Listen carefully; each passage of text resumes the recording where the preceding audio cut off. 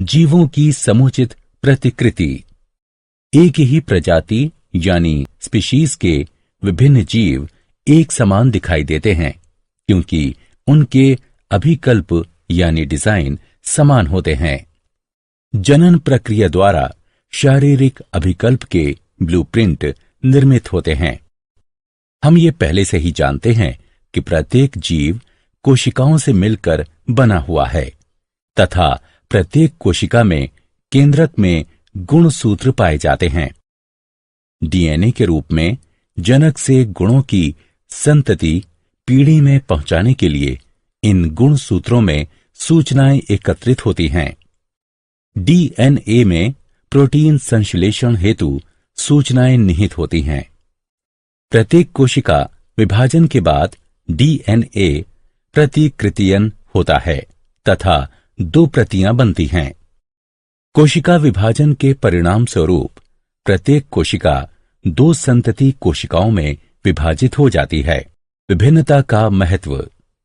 प्रतियां बनते समय डीएनए की सूचनाओं में बदलाव आ जाता है जिससे निर्मित हुई प्रोटीन भिन्न हो जाती है तथा इस प्रकार जनक प्रजाति यानी स्पीशीज से विभिन्नता आ जाती है जो कि जैव विकास का आधार है। जनन की प्रक्रिया के परिणाम स्वरूप जीवों की समष्टियों द्वारा निकेत भरे हुए हैं। बाह्य कारकों जैसे ताप, जल स्तर, उल्कापात के कारण निकेत में अचानक प्रबल परिवर्तन आ जाते हैं। परिणाम स्वरूप संपूर्ण समष्टि नष्ट हो जाती है किंतु कुछ जीवों के बच जाने की संभावना रहती है। हम उपर्युक्त चर्चा को एक उदाहरण की सहायता से समझ सकते हैं। शीतोष्ण जल में पाए जाने वाले जीवाणुओं की कोई समष्टि है तथा वैश्विक ऊष्मीकरण के कारण जल का ताप यदि बढ़ जाता है तो अधिकतर जीवाणु व्यष्टि मर जाएंगे, परंतु उष्ण प्रतिरोधी क्षमता वाले कुछ परिवर्त ही जीवित रहते हैं तथा वृद्धि करते हैं। अतः विभिन्नताएं प्रजातियों यानी स्पीशीज की उत्तरजीविता बनाए रखने में उपयोगी हैं। विखंडन। विखंडन में पूर्ण विकसित जनक 2 या 2 से अधिक संततियों में विभक्त हो जाता है। एक कोशिकीय जीवों जैसे अमीबा, पैरामीशियम तथा अन्य प्रोटोजोआ में अलैंगिक जनन की यह सबसे सरल विधि है। विखंडन 2 प्रकार का होता है, द्विखंडन और बहुखंडन। अनुकूल परिस्थितियों के दौरान एक कोशिका का 2 एक समान कोशिकाओं में विभक्त होना ही द्विखंडन कहलाता है। इस विधि में असमसूत्री विभाजन द्वारा सर्वप्रथम केंद्रक 2 भागों में विभक्त हो जाता है तथा उसके बाद कोशिका द्रव्य में विभाजन होता है।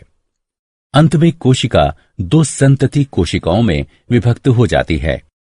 उदाहरण: जीवाणु, यीस्ट, युगलीना, अमीबा तथा पैरामीशियम। बहुखंडन जनक खंडन होता है। इसमें प्रतिकूल परिस्थितियों के दौरान जनक का शरीर स्वतः ही अनेक संतति कोशिकाओं में विभक्त हो जाता है।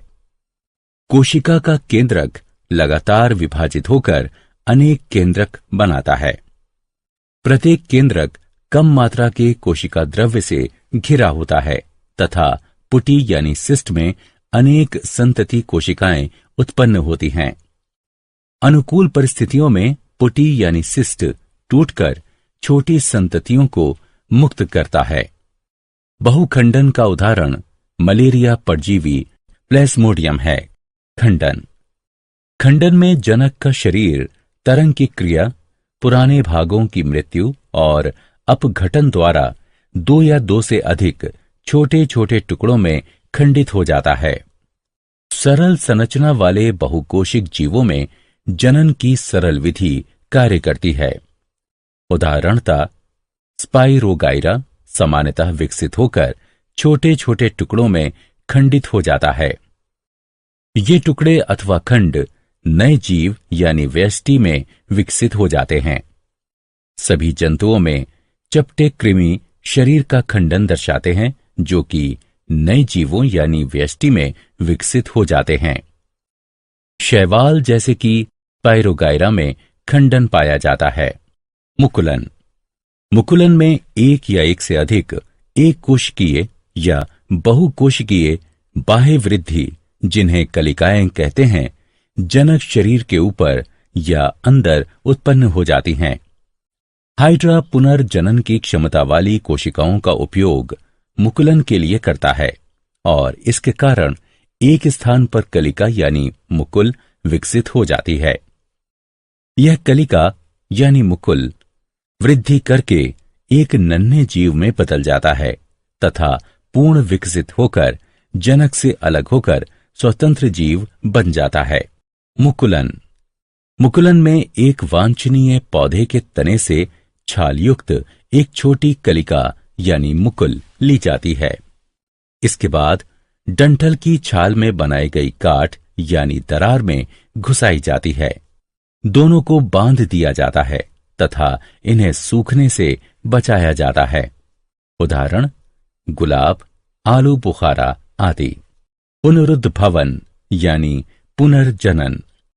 पूर्ण रूपेण विभेदित जीवों में अपने कायिक भाग से नए जीव के निर्माण की क्षमता को पुनरुद्भवन कहते हैं। इसमें जीव के शरीर का कटा या टूटा हुआ भाग वृद्धि या पुनरुद्भित होकर एक नया पूर्ण जीव विकसित हो जाता है। सरल जीव जैसे हाइड्रा और प्लेनेरिया को कई टुकड़ों में काट देने पर प्रत्येक टुकड़ा विकसित होकर पूर्ण जीव का निर्माण कर देता है। कायिक जनन। कायिक जनन गुणन यानी बहुलीकरण की वह प्रक्रिया है जिसमें जनन अंग की सहायता के बिना ही पौधे के पुराने भागों जैसे तने, जड़ों तथा पत्तियों से एक नया पौधा विकसित हो जाता है। कायिक प्रवर्धन दो प्रकार का होता है, प्राकृतिक कायिक प्रवर्धन और कृत्रिम कायिक प्रवर्धन। प्राकृतिक कायिक प्रवर्धन। सभी बीज वाले पौधों में प्राकृतिक कायिक प्रवर्धन बहुत प्रचलित है। ये 3 प्रकार का होता है, जड़ों द्वारा, तने द्वारा और पत्तियों द्वारा। जड़ों द्वारा कुछ पौधे अपने ऊपर अपस्थानिक कलियों का विकास करते हैं। उदाहरण अमरूद और शीशम। कुछ गांठदार अपस्थानिक जड़ों के अलावा अपस्थानिक कलियों में भी उचित मात्रा में भोजन पाया जाता है। उदाहरण डहेलिया तथा शकरकंदी। तने द्वारा कुछ पौधे तने के बिखरने तथा शाखित प्रकंदों द्वारा कायिक जनन करते हैं। उदाहरण केला, अदरक तथा हल्दी। तना कंद आलू तथा चुकंदर में पाए जाते हैं। आलू का कंद भूमिगत शाखित तने का एक फूला हुआ शीर्षस्थ भाग होता है जिस पर की अनेक आंखें या गांठें पाई जाती हैं। प्रत्येक आंख में एक या अधिक कलिकाएं पाई जाती हैं। आंख पर पाई जाने वाली कलिकाओं से नए पौधे उत्पन्न होते हैं। आलू के पौधे कंदों द्वारा उगाए जाते हैं, बीजों द्वारा नहीं। ऊपरी भूस्तारी एक वायवीय कमजोर तना होता है, जैसे कि मैदानी घास, पुदीना, जो कि सतह पर फैलकर पर्व संधियों पर अपस्थानिक जड़ों को जन्म देते हैं। जब पौधे का पुराना भाग मृत हो जाता है तो जनक पौधे से शाखाएं अलग हो जाती हैं तथा स्वतंत्र पौधों का निर्माण करती हैं। बल्ब भी कलिकाएं धारण करते हैं। उदाहरण लहसुन तथा प्याज। घन कंदों जैसे क्रोकस, अरुई यानी कोलोकासिया आदि में भोजन उचित मात्रा में संगृहित होता है तथा ये अनेक अपस्थानिक कलिकाएं भी धारण करते हैं। पत्तियों द्वारा कुछ पौधों में मांसल पत्तियों के कटीले यानी खांचे युक्त पार्श्व अपस्थानिक कलिकाओं को धारण करते हैं। जब पत्ती मृदा पर गिरती है तो अनुकूल परिस्थितियों में कलिकाएं छोटे पौधों में विकसित हो जाती हैं। नवीन पादप पृथक होकर स्वतंत्र पौधों में विकसित हो जाते हैं। उदाहरण ब्रायोफिलम, बिगोनिया। कृत्रिम कायिक प्रवर्धन। मालियों तथा बागबानों ने कृत्रिम कायिक प्रवर्धन की विभिन्न पद्धतियां विकसित की हैं। कटाई, पर्तन, कलम लगाना, मुकुलन और ऊतक संवर्धन आदि कुछ सामान्य पद्धतियां हैं। कटाई। कटाई जड़, तना अथवा पत्ती का एक अलग हुआ भाग है जो कि आंशिक रूप से नम मिट्टी में गड़ा हुआ होता है। अनेक पौधे जैसे गन्ना, गुलाब, नींबू, अंगूर, कोकोआ, बोगेनविलिया आदि कटाई के माध्यम से ही प्रवर्धित किए जाते हैं। पर्तन। जनक पौधे से पौधे के अलग होने से पूर्व तने की शाखाओं में अपस्थानिक जड़ें बन जाती हैं। तने की शाखा परत कहलाती है तथा यह प्रक्रिया पर्तन कहलाती है। यह विधि नींबू, अमरूद, हिबिस्कस, बोगेनविलिया, चमेली, रसभरी तथा अनेक सजावटी पौधों में प्रयोग की जाती है। कलम लगाना।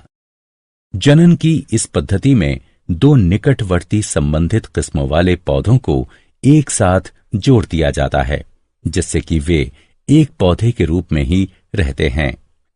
पौधे का एक भाग जो कि पौधे के अन्य भाग पर कलम लगाता है पौधे की कलम यानी साइकान कहलाता है तथा वो पौधा जिस पर कलम लगाई जाती है डंठल यानी स्टॉक कहलाता है। उदाहरण आम, सेब, मटर, नींबू और अमरूद। ऊतक संवर्धन। संवर्धन विलियम के कृत्रिम माध्यम में पृथक या विलगित पादप कोशिकाओं अथवा पादप ऊतक के छोटे भागों में नए पादप का निर्माण ही ऊतक संवर्धन कहलाता है। पौधे के वृद्धि वाले सिरे से ऊतकों अथवा विलगित कोशिकाओं को हटाकर तथा उन्हें कृत्रिम माध्यम में रखकर पौधों को विकसित कराया जाता है। पादप ऊतक विभाजित होकर कोशिकाओं के छोटे समूह बनाते हैं जिन्हें कैलस कहा जाता है। कैलस को एक ऐसे अन्य माध्यम पर स्थानांतरित किया जाता है जिसमें कि वृद्धि तथा विभाजन के लिए हार्मोन पाए जाते हैं जिससे कि पादपक या छोटा पौधा बनता है। बने हुए पादपक को गमलों या मृदा से प्रतिरोपित किया जाता है जहां वे वृद्धि करके विकसित पौधे बना सकते हैं। यह बाह्य यानी इन विट्रो सूक्ष्म प्रवर्धन भी कहलाता है क्योंकि यह प्रक्रिया एक परख नली यानी टेस्ट ट्यूब में एक कृत्रिम पर्यावरण का प्रयोग कर जनक पौधे के बाहर होती है। यह सजावटी पौधों जैसे ऑर्किड, डहेलिया तथा कॉर्नेसन के लिए प्रयोग की जाती है। कायिक प्रवर्धन के लाभ तथा हानि। आइए कायिक प्रवर्धन से होने वाले कुछ लाभों तथा हानियों की चर्चा करते हैं। लाभ। कायिक प्रवर्धन एक सस्ती, आसान तथा तेजी से होने वाली प्रक्रिया है। कायिक प्रवर्धन द्वारा जनक पादप के गुण यानी लक्षण संग्रहित रहते हैं। कायिक प्रवर्धन उस पौधे के प्रवर्धन में भी सहायक है जो कि जीवन शक्ति वाले बीज उत्पन्न नहीं करता है। हानियां। कायिक प्रवर्धन से पौधों की संख्या में आवश्यकता से अधिक वृद्धि हो जाती है। इसमें कोई भी जैव विभिन्नता नहीं पाई जाती है तथा पौधे पर्यावरण के कम अनुकूल हो जाते हैं। जनक पादपों में पाए जाने वाले रोग संततियों में स्थानांतरित हो जाते हैं। बीजाणु समासंग। जब ब्रेड के एक टुकड़े को कुछ दिनों के लिए नमी और अंधेरे में रख दिया जाता है तो वायु में उपस्थित राइजोपस के बीजाणु ब्रेड पर चिपक जाते हैं और राइजोपस का एक नई कवकी पौधा उत्पन्न हो जाता है। राइजोपस में एक गांठ जैसी संरचना पाई जाती है जो कि जनन में भाग लेती है। इसे बीजाणुधानी कहते हैं। इसमें बीजाणु पाए जाते हैं जो कि नए राइजोपस में विकसित हो जाते हैं। जनन की लैंगिक प्रणाली यानी विधि का महत्व। लैंगिक जनन संतति में गुणों की विविधता को बढ़ाता है। युग्मक में जीनों के नए जोड़ों को पास लाने के परिणाम स्वरूप आनुवंशिकीय विविधता बढ़ जाती है। जनन के दौरान दो अलग अलग जीवों के डीएनए के मिलने से नई जाति की उत्पत्ति में यह प्रमुख विशिष्ट भूमिका निभाता है। पुष्प पुष्प पौधे का एक चमकीले रंग का जननीय भाग है। पुष्प के डंठल को पुष्पवृंत यानी पेडिकल कहते हैं। पुष्पवृंत का फूला हुआ चपटा सिरा पुष्पासन यानी थैलेमस बनाता है। पुष्पासन यानी थैलेमस से पुष्पीय यानी फ्लोरल पत्तियां निकलती हैं, जो कि 4 प्रकार की होती हैं: बाह्यदल, दल यानी पंखुड़ी, पुंकेसर और अंडप। बाह्यदल और दल यानी पंखुड़ी पुष्प के जनन के लिए अनावश्यक भाग हैं, जबकि पुंकेसर और अंडप पुष्प के आवश्यक भागों का निर्माण करते हैं तथा इनमें जनन कोशिकाएं पाई जाती हैं। बाह्यदल या कैलिक्स हरे रंग के होते हैं तथा पुष्प का बाहरी चक्र बनाते हैं। दल यानी पंखुड़ी या कोरोला बाह्य दल के बाद स्थित होते हैं। ये अधिकतर रंगीन होते हैं तथा कीटों को परागण के लिए आकर्षित करते हैं। पुंकेसर या पुमंग दल यानी पंखुड़ी के बाद स्थित होते हैं। प्रत्येक पुंकेसर वृत्त सदृश डंठल तंतु और चपटी घुंडी सदृश परागकोश से बना होता है। परागकोश में पराग पुटियां यानी पोलन सैक पाई जाती हैं, जो कि परागकण का निर्माण करती हैं। पुंकेसर पुष्प के नर भाग को प्रदर्शित करता है। अंडप या जायांग पुष्प का मादा भाग होता है और पुष्प के बीच का भाग बनाता है। अंडप फूले हुए आधारीय अंडाशय, मध्यवर्तिका और ऊपरी घुंडी सदृश भाग वर्तिकाग्र को दर्शाता है। अंडाशय बीजांड धारण करता है, जो कि बीज में बदल जाते हैं। फल बीजों को घेरते हैं तथा उनकी रक्षा करते हैं। पुष्प के कार्य। पुष्प में नर जननांग पुंकेसर तथा मादा जननांग अंडप पाए जाते हैं। पुष्प पौधे का वह भाग है जो कि लैंगिक जनन में भाग लेता है। अंडाशय परिपक्व होकर फल का निर्माण करता है, जिसमें बीज उपस्थित होते हैं। पुष्प क्रम। पुष्प सदैव अकेले नहीं पाए जाते हैं। ऐसे पुष्प जो कि आकार में छोटे होते हैं, वे अधिकतर गुच्छों में पाए जाते हैं। वह अक्ष जिस पर कि पुष्पों का गुच्छा लगा होता है, पुष्प क्रम कहलाता है। यह अंतस्थ अथवा कक्षीय हो सकता है। फूल गोभी पुष्प क्रम का एक अच्छा उदाहरण है। पुष्पी पौधों में लैंगिक जनन। प्रारंभिक अवस्था में पौधे पत्तेदार या कायिक चरण में होते हैं तथा जब वे वृद्धि तथा जनन करते हैं अथवा प्रजनन चरण में, तब उन पर पुष्प बनते हैं। इसलिए हम यह कह सकते हैं कि पुष्प पौधे के जननीय भाग होते हैं। एक लिंगी पुष्प। वे पुष्प जिनमें या तो पुंकेसर या स्त्री केसर पाया जाता है, उन्हें एक लिंगी पुष्प कहते हैं। उदाहरण पपीता, तरबूज। अलिंगी पुष्प। वे पुष्प जिनमें पुंकेसर और स्त्री केसर दोनों ही अनुपस्थित होते हैं, उन्हें अलिंगी पुष्प कहते हैं। उदाहरण आम, काजू। द्विलिंगी पुष्प। वे पुष्प जिनमें पुंकेसर और स्त्री केसर दोनों उपस्थित होते हैं, उन्हें द्विलिंगी या उभयलिंगी पुष्प कहते हैं। उदाहरण मटर, हिबिस्कस और सरसों। उभयलिंगाश्रयी तथा एकालिंगाश्रयी पौधे। वे पौधे जिनमें दोनों प्रकार के एक लिंगी पुष्प पाए जाते हैं, उभयलिंगाश्रयी पौधे कहलाते हैं। उदाहरण मक्का, कद्दू और अरंडी। वे पौधे जिनमें केवल एक प्रकार के एक लिंगी पुष्प पाए जाते हैं, एकालिंगाश्रयी पौधे कहलाते हैं। उदाहरण खजूर का पेड़ और शहतूत। बीज। बीज परिपक्व बीजांड होते हैं। बीज के अंदर भ्रूण तथा संचित भोजन पाया जाता है, जो कि अंकुर बनने के समय विकसित हो रहे भ्रूण के द्वारा प्रयोग में लाया जाता है। एक परिपक्व बीज दो महत्वपूर्ण भागों से मिलकर बना है, जो कि इस प्रकार है: बीजावरण और भ्रूण। बीजावरण एक सख्त परत होती है जो कि बीज के आंतरिक भागों की रक्षा करती है। भ्रूण मूलांकुर, प्रांकुर और बीज पत्रों से मिलकर बना होता है।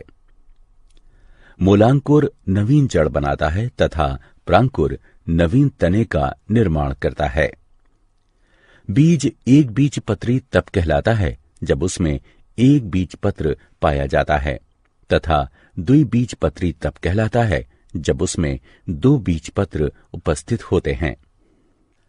बीज भ्रूण पोषीय तब हो सकता है जब उसमें भ्रूण पोष पाया जाता है तथा भ्रूण पोष रहित तब होता है जब उसमें भ्रूण पोष उपस्थित नहीं होता है। बीजांड। बीज वाले पौधों में बहुत छोटी सी संरचना भ्रूण कोश होती है, जो कि बीजांड काय से घिरी होती है और निषेचन के पश्चात बीज में विकसित हो जाती है। इसके तीन भाग होते हैं। अध्यावरण इसकी बाहरी परत बनाता है।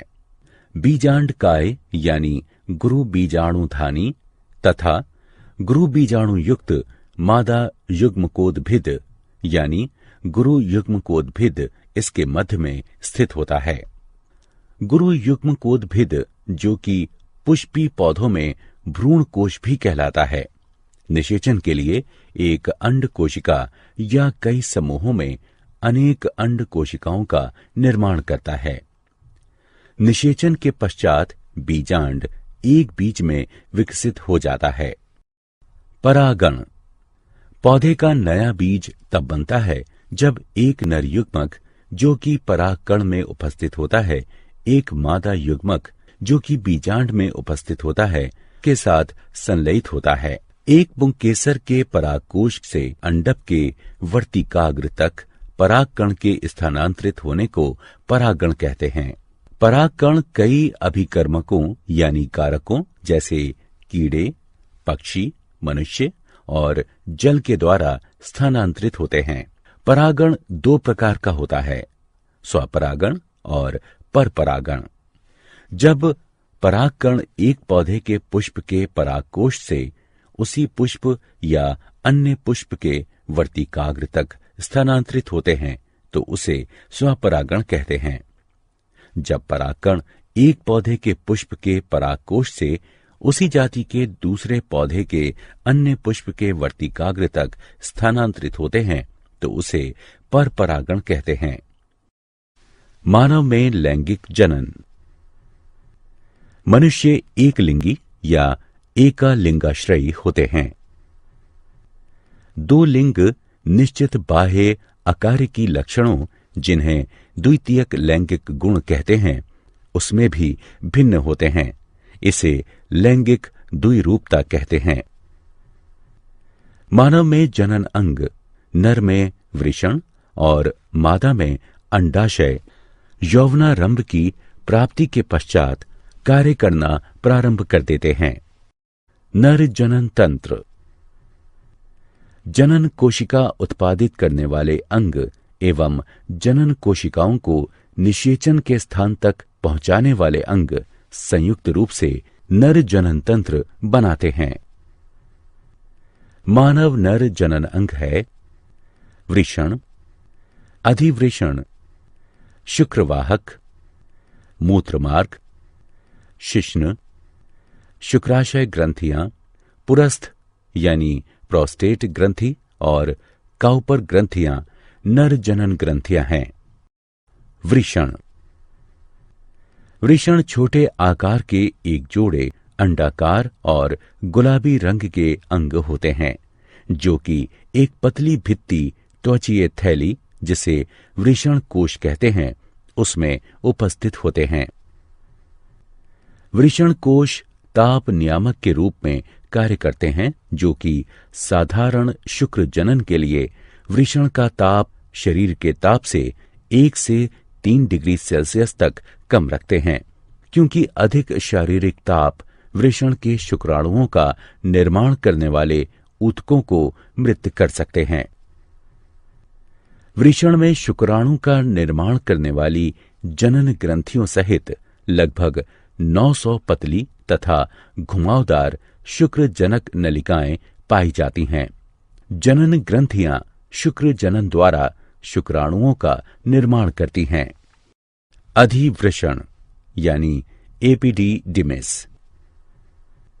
अधिवृषण एक कुंडलीकृत नलिका जैसी संरचना है जो कि स्थायी रूप से वृषण से जुड़ी होती है और शुक्राणुओं के भंडार गृह की भांति कार्य करती है, जहां पर कि शुक्राणु परिपक्व और गतिशील हो जाते हैं।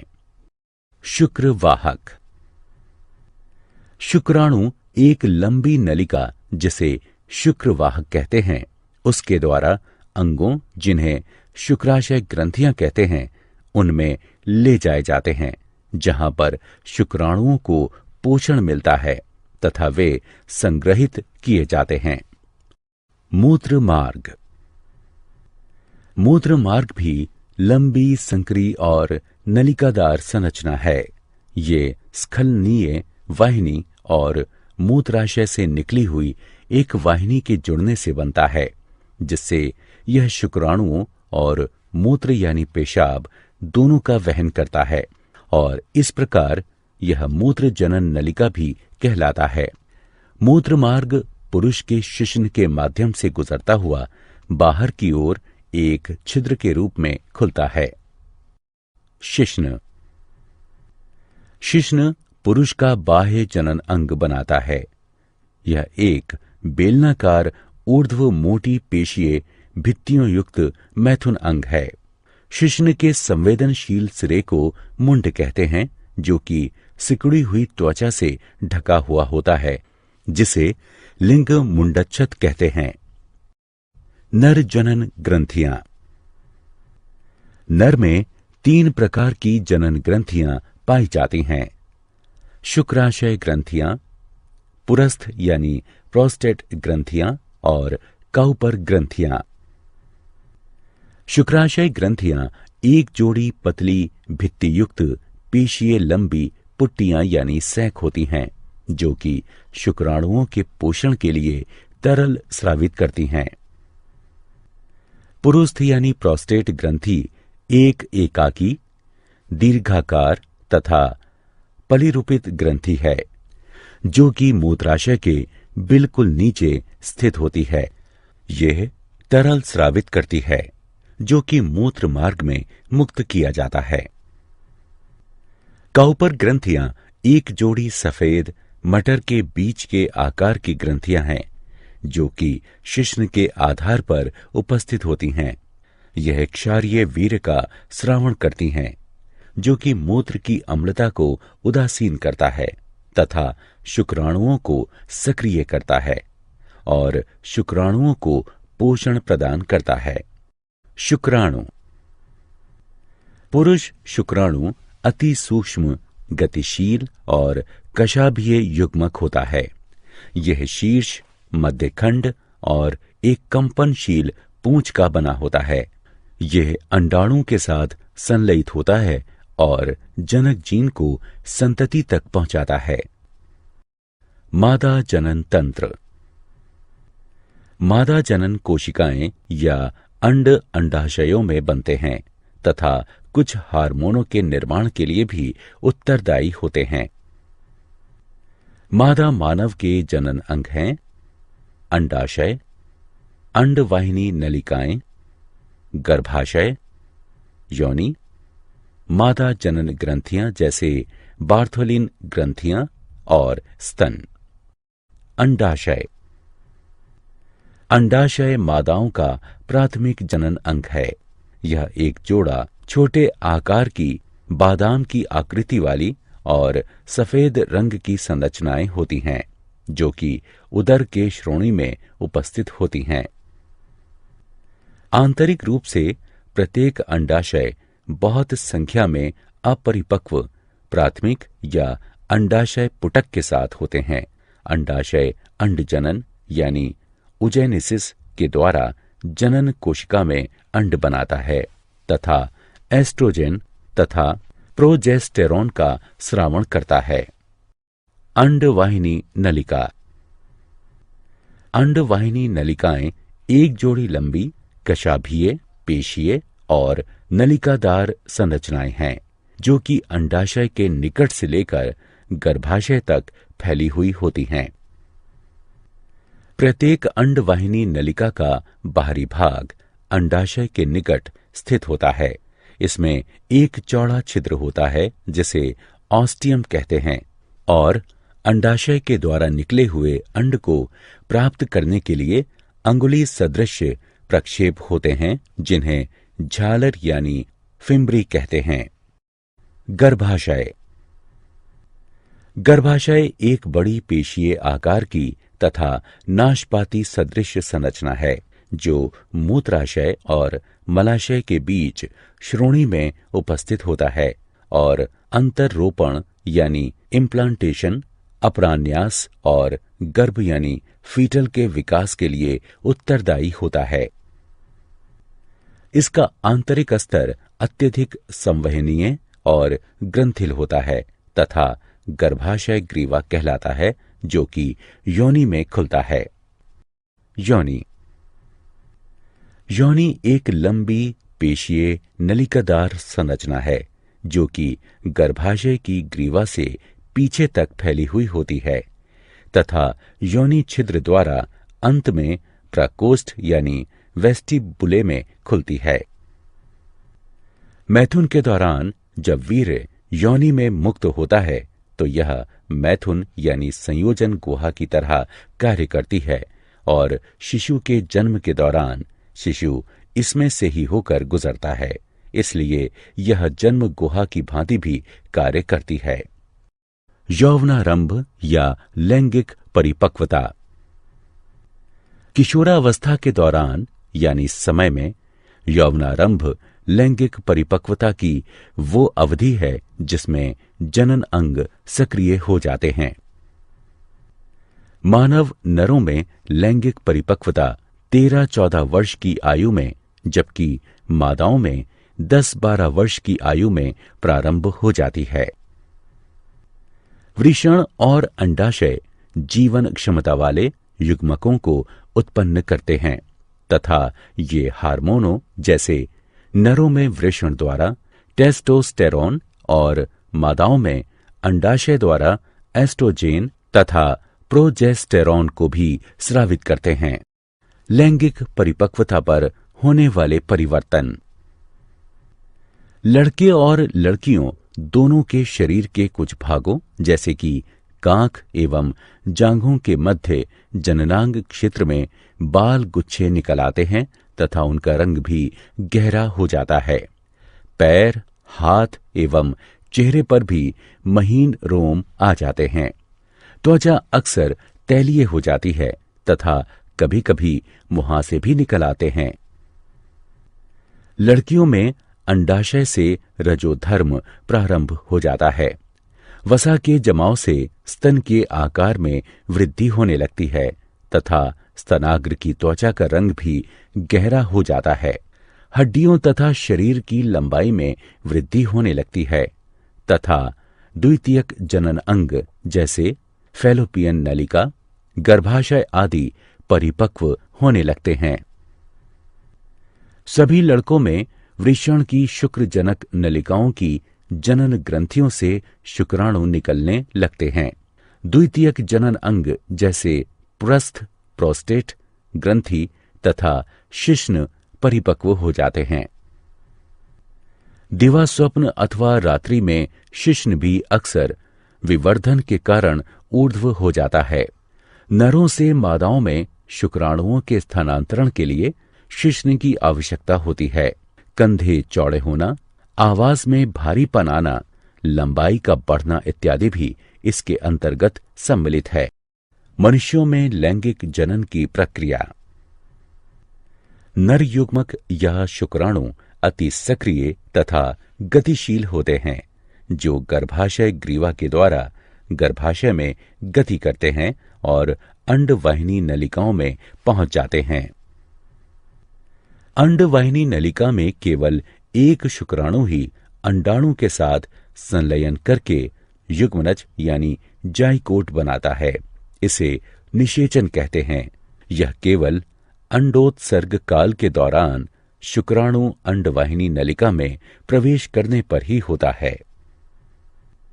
अंडवाहिनी नलिका में युग्मनज यानी जाइकोट का भ्रूणीय परिवर्तन यानी विकास तुरंत प्रारंभ हो जाता है तथा सगर्भता यानी गर्भावस्था शुरू हो जाती है, जबकि ऋतुस्राव यानी रजोधर्म बंद हो जाता है। भ्रूण गर्भाशय में पहुंचने के लिए नीचे चला जाता है।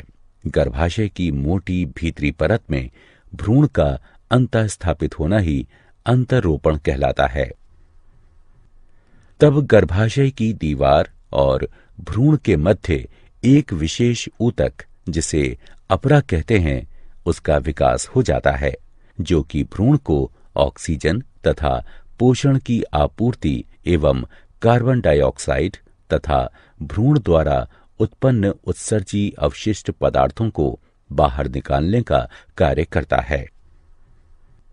गर्भाशय के अंदर गर्भ यानी फीटल के विकास से लेकर बच्चे के जन्म की अवधि को गर्भावधि यानी जेस्टेशन कहते हैं।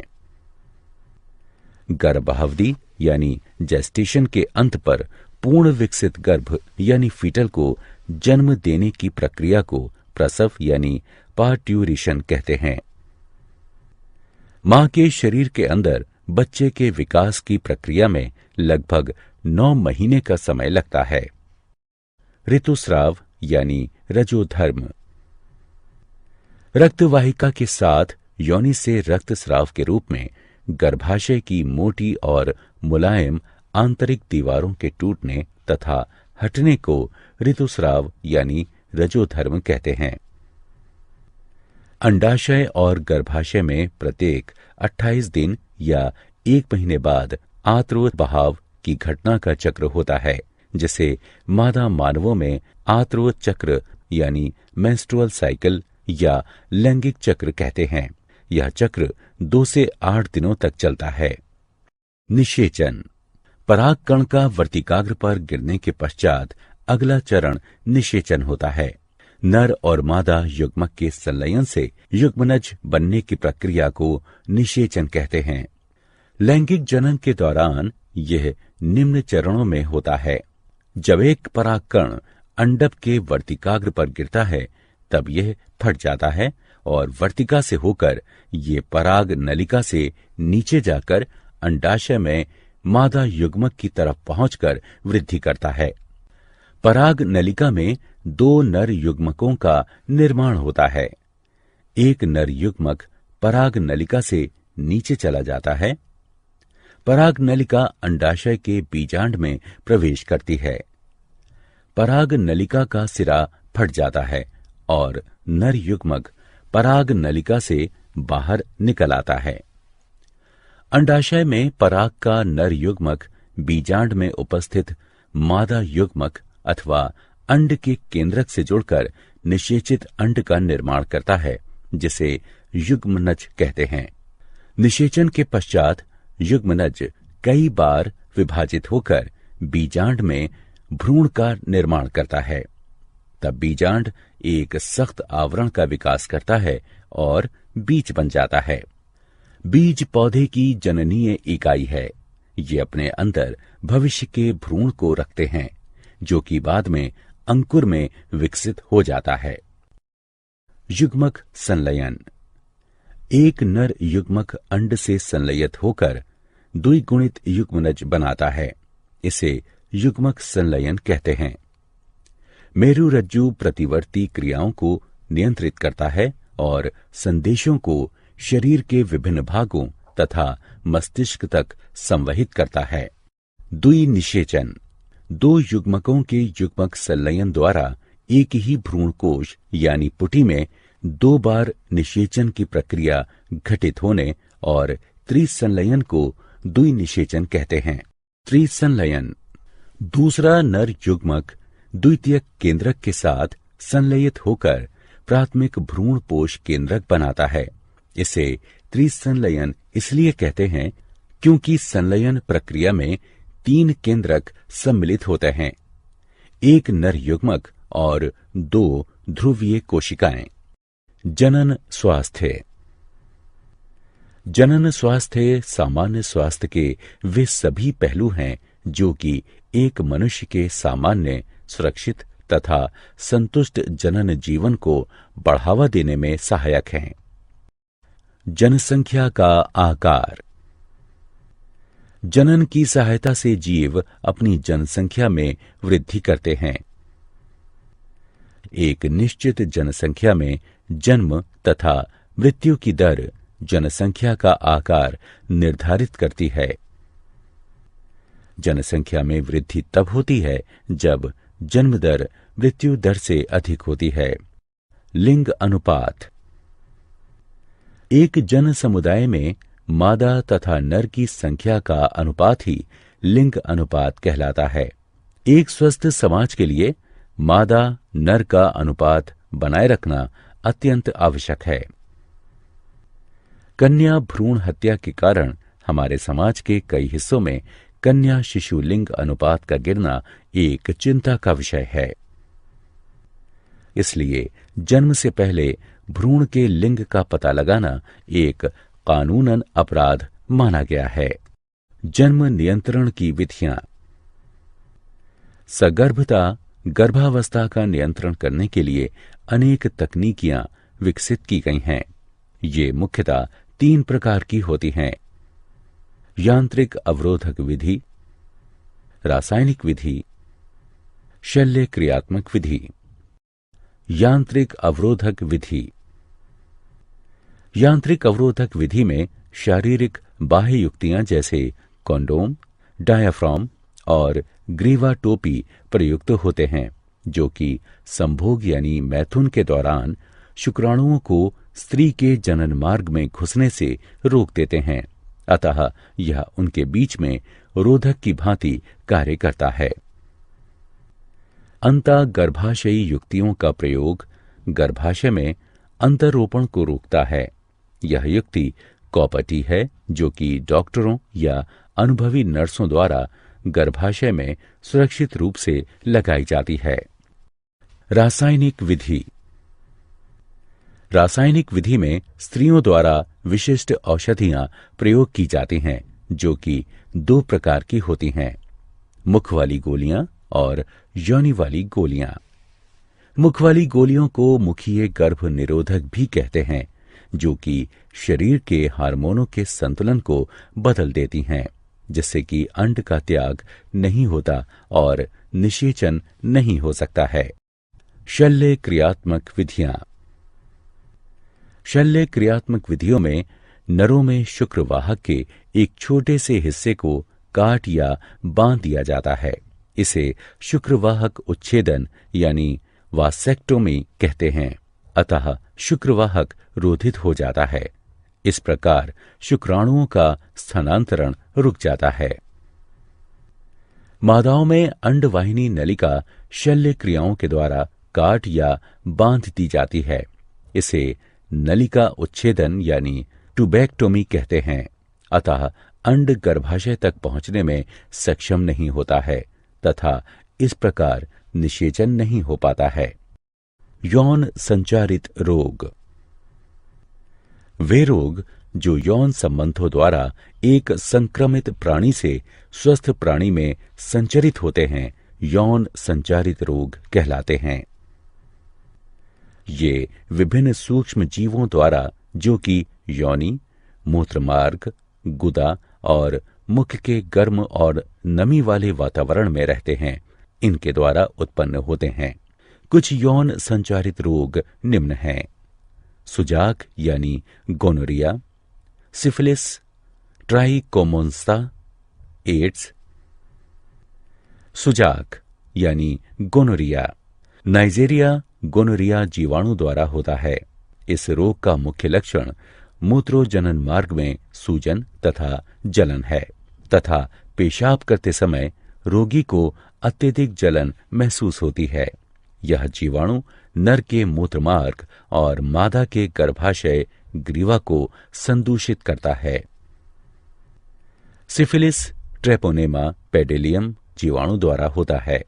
मूत्रोजनन मार्ग की म्यूकस झिल्ली में धब्बे यानी चकत्ते होना तथा जननांग पर अल्सर होना आदि इस रोग के मुख्य लक्षण हैं। ट्राइकोमोन्स्ता एक प्रोटोजोआ ट्राइकोमोनास वेजिनेलिस द्वारा होता है। मादाओं के मूत्रोजनन मार्ग द्वारा कुछ योनिस्राव इस रोग का मुख्य लक्षण है। एड्स एक विषाणु HIV द्वारा होता है जो कि शरीर की प्रतिरोधक क्षमता को कम कर देता है तथा जिससे शरीर किसी भी रोग से जल्दी ही ग्रसित हो जाता है। एड्स के संचारण के माध्यम यौन संबंध, संदूषित प्राणी के रक्त का रक्ताधान यानी स्थानांतरण, संदूषित सुई का प्रयोग, सरगर्भता यानी गर्भावस्था के दौरान अपरा द्वारा मात्र से शिशु में आना आदि है।